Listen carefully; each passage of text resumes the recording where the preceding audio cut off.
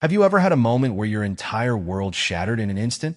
No warning, no slow unraveling.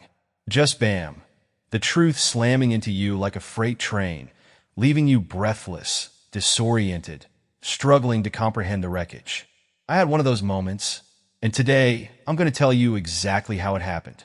Welcome to AGS Stories, where we uncover the truth, expose betrayal, and show you just how powerful justice can be when it's served cold. If you've ever been lied to, manipulated, or made to feel like a fool, trust me, you're not alone. And if you love stories where cheaters get exactly what they deserve, make sure to subscribe and turn on notifications. You won't want to miss what happens next. Now let's get into it. It all started with a text. Hey babe, caught a couple of fish today. The fresh air is doing wonders for me. No cell service out here, but I'll text when I can. Love you. I stared at the message, my fingers hovering over the screen. For a second, I almost smiled. My husband, Ryan, had been talking about this trip for weeks. Just him, the wilderness, and some much-needed solitude. He'd said work had been overwhelming, that he needed to disconnect from everything. Reset his mind. I believed him, because why wouldn't I? Ryan and I had been married for 7 years. We had a beautiful home in Chicago, successful careers, and a life that, at least on the surface, looked perfect. Sure, we had our ups and downs like any couple, but I never doubted us. I never doubted him. That was my first mistake. I was still holding my phone when my best friend, Danielle, walked into my office that afternoon. Her face was pale, her grip tight around her phone. She hesitated for a second, as if unsure how to say whatever she was about to say. "Lauren," she finally whispered, her voice unsteady. "You need to see this." She turned her phone toward me, and my entire body went cold. It was a picture, a perfect, crystal-clear shot of Ryan. My husband. He wasn't in the mountains. He wasn't surrounded by towering pine trees or the rugged beauty of Colorado's wilderness. No, Ryan was stretched out on a lounge chair at a luxury beachfront resort in Miami, his sunglasses perched on his head, a cocktail in one hand, and draped over him, her perfectly manicured fingers resting lightly on his chest, was Ashley Carter, his 25-year-old assistant. The timestamp? From minutes ago. The world around me blurred. The sound of my own heartbeat pounded in my ears. My breath hitched, but my hands stayed steady. Danielle was still watching me, waiting for me to react. Was I going to cry? Scream? Throw my phone against the wall?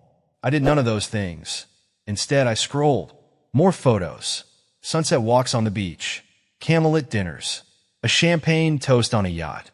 And then I saw it. Ashley's caption. Finally with my true love. No more hiding. No. More. Hiding. The audacity of it nearly made me laugh. I thought about Ryan's words that morning before he left. About how he kissed my forehead and said he couldn't wait to reconnect with himself in nature. Lies. I glanced back down at my phone. Ryan was still texting me. "Miss you so much, babe. Can't wait to tell you all about my trip. The stars out here are unreal." And then, as if to add insult to injury, he sent a photo of a tent by a lake. It took me less than 10 seconds to reverse image search it. A stock photo. He couldn't even be bothered to fake it properly. I inhaled slowly, forcing my pulse to steady. I wasn't just hurt. I wasn't just betrayed. I was furious. But I didn't text him back right away. I didn't call him, didn't scream, didn't demand answers. Because Ryan had no idea. No idea that his perfectly crafted lie was crumbling. No idea that his mistress's addiction to social media had just given me all the evidence I needed. No idea that while he was sipping overpriced cocktails in Miami, I was about to dismantle his entire life, piece by piece. Because if there's one thing I've learned as a corporate attorney, it's that the element of surprise is the most powerful weapon in your arsenal. And Ryan? He never saw me coming. The moment I saw the picture, my world didn't just crack, it shattered. My husband, my partner, my best friend of 7 years, sprawled out on a lounge chair at a luxury resort in Miami. A cocktail in one hand, his other arm wrapped around her. Ashley Carter, his assistant. The caption read, "Finally with my true love." No more hiding, no more hiding. The words burned into my brain, searing through every memory I had of us. Every whispered I love you, every anniversary dinner, every night I had fallen asleep next to him, thinking we were building a life together. I was at work when I saw it. My best friend, Danielle, had burst into my office, her face pale, her phone clutched tightly in her hands. She had hesitated, like she wasn't sure how to tell me. But there's no gentle way to say, "Hey, your husband is on vacation with another woman while you're here," still believing in him. I stared at the screen, willing the image to disappear, to be a trick of the light, some cruel mistake. But there was no mistaking it. The timestamp was 4 minutes ago. Ryan wasn't in the mountains of Colorado. He wasn't camping, disconnected from the world, finding clarity in nature. He was in Miami. With her. I exhaled, slow and controlled, my training as a corporate attorney taking over. Years of litigation had taught me one thing: never react first. Make them think they have the upper hand. Let them get comfortable. Danielle's voice was barely above a whisper. "Lauren, oh my God, what are you going to do?" I blinked, still staring at the screen. Ryan was still texting me. "Miss you so much, babe. Can't wait to tell you all about my trip. The stars out here are unreal." And then, just to twist the knife deeper, he sent a photo. A stock photo of a tent by a lake. I reverse searched it in seconds. It was from a hiking blog post from 5 years ago. He hadn't even bothered to fake it properly. I let out a slow, measured breath, my pulse steadying. I wasn't just hurt. I wasn't just betrayed. I was furious. I could feel Danielle watching me, waiting for a reaction. Was I going to cry? Scream? Call him right now and demand an explanation? No. That's what he'd expect. That's what cheaters always expect. Instead, I typed back, "That's wonderful, honey. I'm so glad you're finding peace in nature." I hit send and smiled.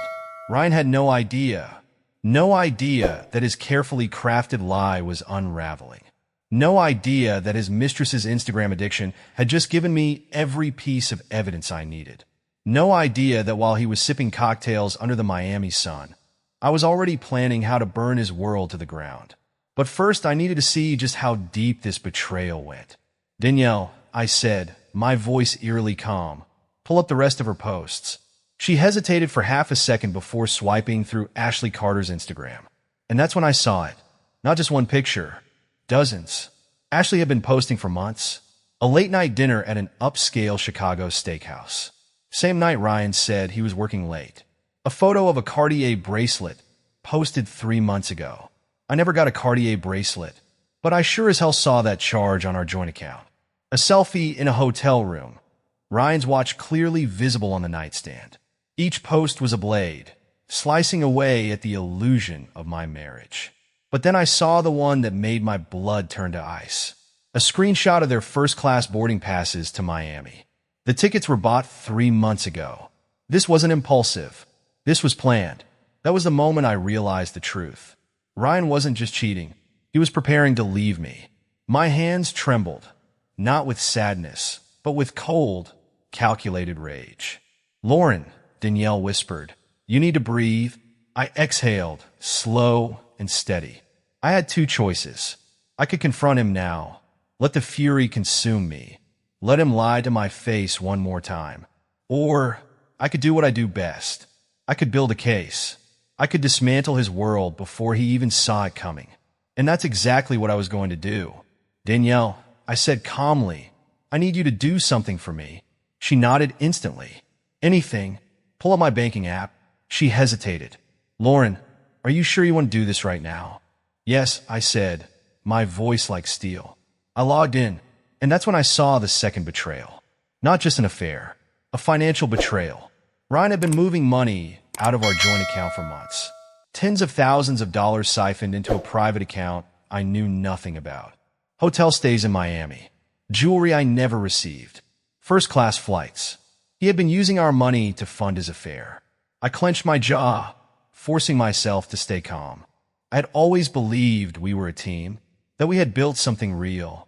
But I wasn't his wife. I was his backup plan. Or at least, that's what he thought. I looked at Danielle. "I need to call the bank." "Lauren, are you sure?" I held up the phone. "The account transfers. The transactions." "He's planning to leave me," I said. and he's using my money to do it. Danielle's eyes hardened. What do you need me to do? I tightened my grip on my phone, my mind already racing. First, I would freeze our joint accounts. Then, I would call his company's HR department. I had done legal work for them before.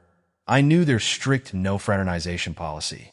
And finally, I would make sure Ryan felt every ounce of betrayal he had inflicted on me.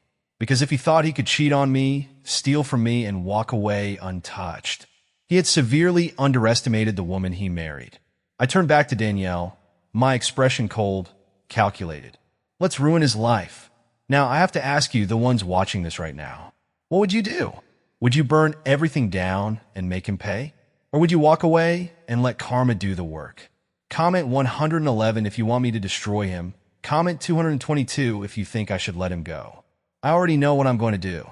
But trust me, you don't want to miss what happens next. I sat at my desk, my fingers gripping the edges of my phone, so tightly my knuckles turned white. My pulse was steady, my breaths controlled, but inside, a storm was brewing. Betrayal has a way of burning through your veins, leaving nothing but clarity in its wake. I had spent the last hour absorbing the truth. Ryan wasn't just having an affair. He was planning his escape. And worse, he was using my money to fund it. I could have confronted him right then and there, called him, screamed at him, demanded an explanation he'd never be able to justify. But where's the satisfaction in that? I wasn't just going to confront Ryan. I was going to dismantle him, and I had to do it right. I pulled up our bank statements, scrolling through months of transactions. The truth was hiding in plain sight, waiting for me to uncover it. Then there was $75,000. That's how much he had transferred out of our joint account into a private account I didn't even know existed. That's how much of my money he had funneled away while lying to my face. My stomach twisted, but I kept scrolling. More transactions. Hotel stays in Miami. Reservations under a name I didn't recognize. Jewelry I never received. Expensive dinners at restaurants I'd never been to. I had seen these kinds of paper trails before. Not in my marriage, but in court. This wasn't a man having a fling. This was a man planning his escape. And I was about to make sure he never got the chance. I picked up my phone and dialed my bank. Yes, I need to report unauthorized transactions on my joint account, I said, my voice calm, professional. I'd like to freeze all activity immediately. The customer service representative hesitated. Ma'am, are you sure? I'm a corporate attorney. I cut in smoothly. I know my rights. Lock the account now. A pause. Then, understood, Mrs. Mitchell.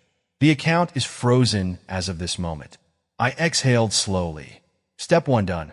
Now, let's see how long it takes for Ryan to realize his free ride is over. I wasn't just going to take his money. I needed to know exactly how deep this betrayal went. I stood up and walked to the security console in our home office. Ryan had insisted on installing a state-of-the-art security system, boasting about how we could check our cameras anytime, anywhere.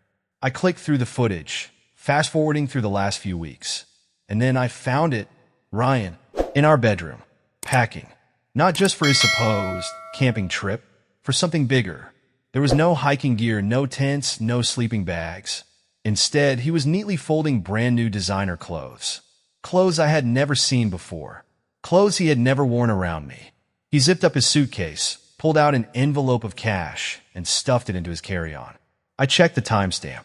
2 nights before his flight to Miami. He had been preparing for this long before he lied to me. My stomach curled in disgust, but my mind remained sharp. He thought he was in control. He had no idea the tables had already turned.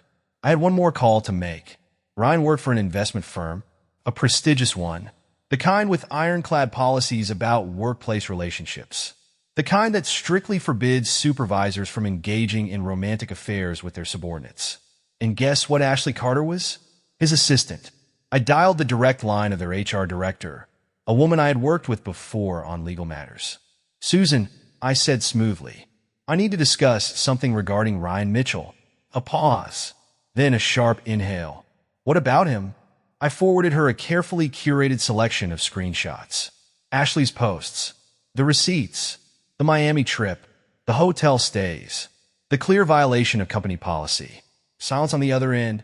Then, I need to escalate this immediately. I smiled. I thought you might. Step 3 done. Ryan was about to lose more than just his mistress. I had spent years building this life with Ryan. This was my home. He didn't get to betray me and still come back like nothing had happened. I called our locksmith. Yes, I need all the locks in my house changed today. Urgently. By the time Ryan landed back in Chicago, his keys would be useless. Ryan was still texting me. Babe, I miss you. Can't wait to come home. You're gonna love hearing about my trip. So peaceful out here. I almost laughed. He was so comfortable in his lie. So sure of himself. But he had no idea what was waiting for him. I typed back, my fingers steady. I can't wait either, love. Tell me everything when you get back. I hit send, and then I waited. It took exactly 3 days for everything to fall apart. Ryan landed in Chicago, probably expecting a warm welcome. Instead, he got his credit cards declined, his bank account locked, a termination letter waiting in his inbox, a U-Haul truck filled with his belongings sitting outside the house he could no longer enter. And me? I was waiting in the driveway. When he pulled up, his confusion quickly turned to panic. He tried his key. Nothing. Then he saw me. Lauren, he stammered, forcing a smile. What's going on? I crossed my arms. Why don't you tell me? His phone buzzed in his pocket, probably from his now former employer. Maybe from Ashley, panicking because she was out of a job too. Ryan's face paled. You thought you were so clever, I said, my voice quiet but lethal. You thought you could cheat, steal, and lie your way into a new life. He opened his mouth, but I held up a hand. You don't get to talk, I said. Not anymore. I tossed a manila envelope onto the hood of his car. Inside? Divorce papers. You should have been more careful, I said, stepping back toward my house. But then again, I guess you never realized while you were playing checkers. I was playing chess. I turned without another word and walked inside. The last thing I heard before the door shut behind me was the sound of his entire world crumbling. Ryan lost everything. His job, his reputation, his mistress. And me? I thrived. I rebuilt my life stronger, sharper, and with zero regrets. Because he thought he could break me. But all he did was teach me how to win. Now, I have to ask you, would you have done the same? If you agree with how I handled this, comment 111 below. If you think I should have done something differently, let me know in the comments. Either way, one thing is for sure. Ryan never saw it coming. Ryan had no idea what was coming. He thought he was untouchable. He thought he was smarter than me. And for a long time, I let him believe that. But as I stood in my home, staring at the security footage of him packing designer clothes for his camping trip, scrolling through screenshots of hotel stays I never knew about, and reviewing the $75,000 he had stolen from our joint account, I realized something. Ryan wasn't just cheating. He was trying to erase me. He had been planning his escape for months, moving money behind my back, setting up a life that didn't include me. Well, he was in for a surprise. Because while he was busy playing checkers, I had been playing chess. And now, it was time to flip the board. I picked up my phone and dialed the bank. Hi, I need to freeze all joint accounts immediately, I said, keeping my voice calm, professional. Ma'am, can I ask why? There's been unauthorized activity, I said, and I need to ensure no further transactions occur. A pause. Then, understood, Mrs. Mitchell. The account is frozen as of now. I exhaled slowly. Ryan was about to hit a financial wall at full speed. The next call was to my financial advisor. Lauren, what's going on? He asked as soon as he picked up. Ryan's been moving money, I said, and I need to protect what's mine. Within an hour, every cent of my personal savings was safely moved into a new, secured account, one Ryan would never have access to. Ryan had no idea, but I had legal connections at his firm, and I knew exactly how to destroy him. I pulled up the screenshots I had carefully saved. Ashley's Instagram posts, the hotel records, the explicit violation of his company's non-fraternization policy. Then I dialed HR. Susan, I said smoothly, we need to talk about Ryan Mitchell. A long pause. Then, what about him? I have evidence that he's been in a romantic relationship with his assistant, I said. And I believe this directly violates your company's policies. Silence. Then a sharp inhale. Send me everything, Susan said. I did. 5 minutes later, my phone rang again. "This is extremely serious," Susan said. "I know," I replied. "That's why I'm giving it to you." By the end of the call, an internal investigation was already underway. Ryan didn't know it yet, but his entire career was hanging by a thread, and I was the one holding the scissors. I went back to my laptop and opened the home security system footage. Ryan's movements over the last few weeks had been suspicious, but now I had the proof I needed. Him packing a suitcase with brand new designer clothes, ones I had never seen before. Him withdrawing cash from a hidden envelope. Him taking a call late at night, whispering in the dark. I took screenshots of everything. Then I opened my emails and pulled up our financial records. Transactions for first-class flights, luxury hotels, jewelry I never received. It was all there in black and white. This wasn't just a fling. This was premeditated. Ryan had planned this.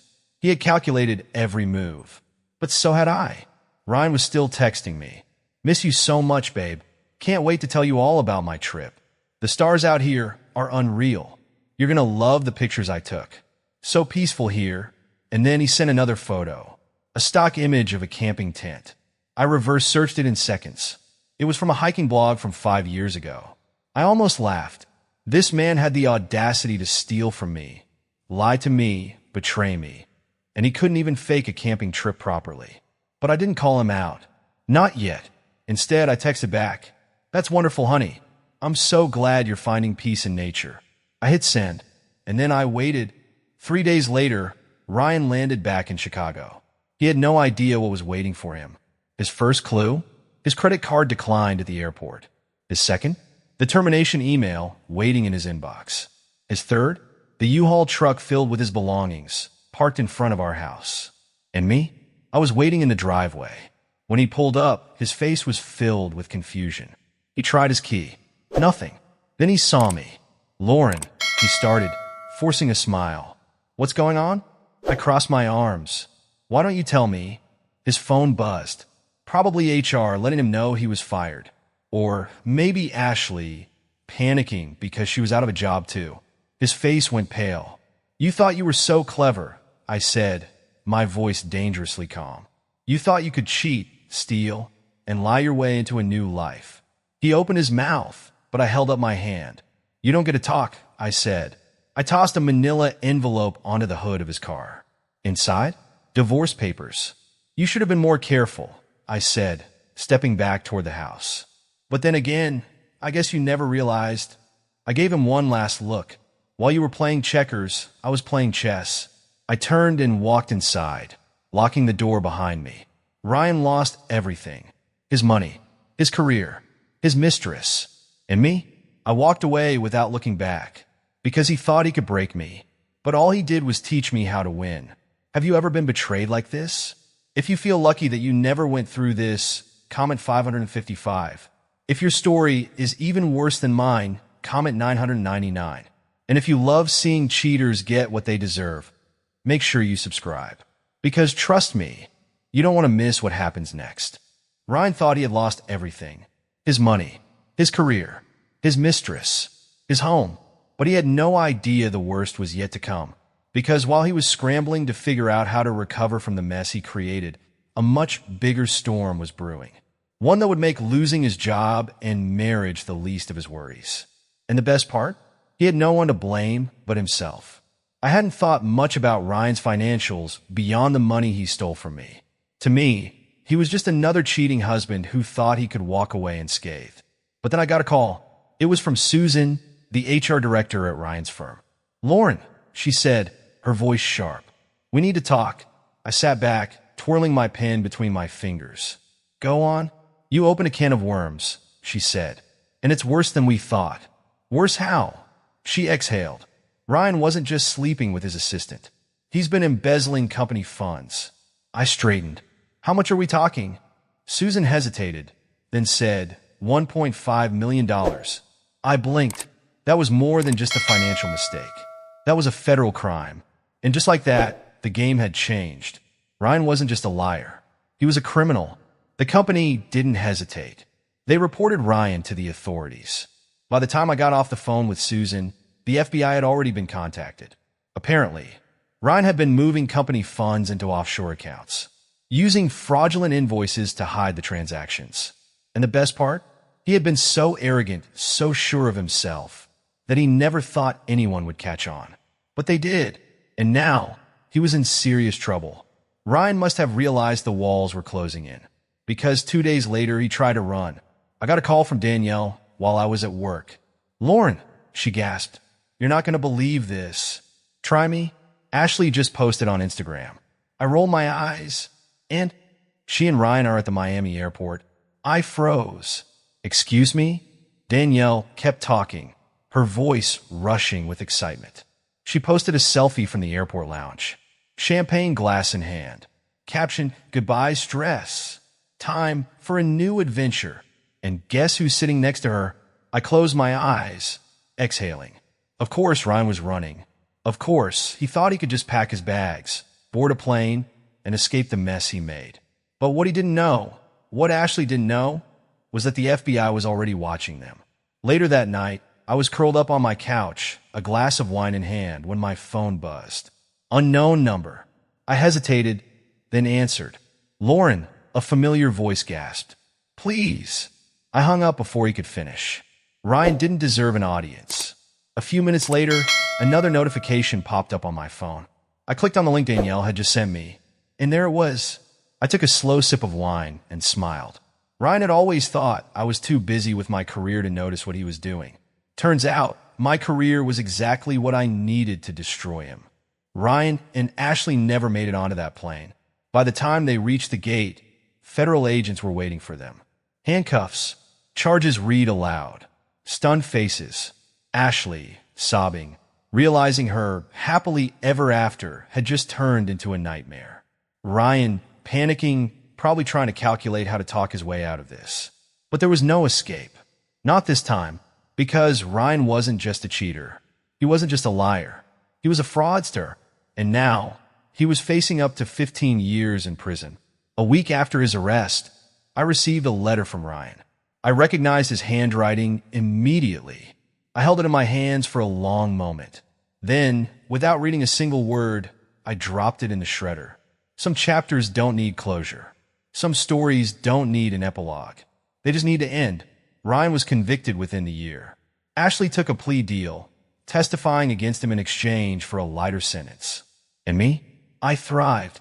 I got promoted, started a side business helping companies prevent fraud. Because what Ryan didn't realize was that every skill I had, every legal strategy one had mastered, every case I had won, I used them all against him, and I won. If you think you're lucky that you never went through this, comment 555. If your story is even worse than mine, comment 999. And if you love seeing karma do its job, make sure you subscribe. Because trust me, you don't want to miss what happens next. Betrayal has a way of breaking people. It shatters trust, twists reality, and leaves behind a wound so deep you wonder if you'll ever be whole again. But for me, betrayal didn't break me. It built me. The air in my new corner office was crisp, the scent of fresh leather and coffee blending perfectly with the quiet hum of downtown Chicago beneath me. The view stretched for miles, endless opportunities waiting beyond the city skyline. A year ago, I had been sitting in a different office, oblivious to the deception unraveling my life. Now I was sitting at the top. I had been promoted to senior counsel at my firm. The Ryan Mitchell scandal? It made headlines. A finance executive caught embezzling millions, arrested at the airport with his mistress. The media ate it up. And guess who handled the legal damage control for half the companies that wanted to make sure they never hired another Ryan again? Me. Irony has a funny way of working, doesn't it? Ryan's greatest betrayal became my biggest selling point. But my career at the firm was just the beginning. Because somewhere along the way, I realized something. I wasn't just a corporate attorney anymore. I was an expert in financial fraud and corporate deception. So I took everything I had learned from my marriage, from my career, from Ryan's downfall, and built something of my own, a fraud consultancy. Companies started reaching out, asking how to protect themselves from people like Ryan, executives who manipulated the system, who used corporate money as their personal piggy bank, who thought they could hide their crimes behind spreadsheets and loopholes. And I helped them because, let's be real, Who better to take down a fraud than the woman who had already dismantled one? One afternoon, as I was reviewing a new case, my assistant knocked on my door. "Lauren, this just arrived for you," she said, handing me a letter. I took it, recognizing the messy handwriting immediately. Ryan. I hadn't spoken to him since the day I threw the divorce papers on his car. I never visited him in prison. I never answered his calls. I had erased him completely. But now, here it was, his last desperate attempt to have a say in a story that no longer belonged to him. I sat there for a moment, rolling the envelope between my fingers. And then, I dropped it into the shredder. Some chapters don't need a final page. They just need to end. As I sat back, my office phone rang. I picked up. "Lauren Mitchell," I answered. "Ms. Mitchell," a familiar voice said. "We have another fraud case for you. They specifically requested you." I smiled. Of course they did. I leaned back in my chair, looking out at the city below me. Ryan had thought he could destroy me. Instead, he made me unstoppable. What do you think? Did I win? Or did Ryan lose? Either way, I know one thing for sure. I'll never lose again. Have you ever been betrayed like this? Have you ever had someone you trusted lie to your face, steal from you, or plan a life without you while you were still believing in them? How did you handle it? Did you walk away with grace? Did you burn everything down and make them regret it? Or are you still trying to find your way back after the fallout? Drop your story in the comments. I'd love to hear how you took your power back. And if you love real-life revenge stories, ones where karma hits harder than expected, where justice is served with a side of cold calculation, then you're in the right place. Subscribe to AGS Stories and hit that notification bell. Because trust me, you won't want to miss what happens next. Your support means everything. Until next time, stay sharp, stay strong, and never let a liar think they've won.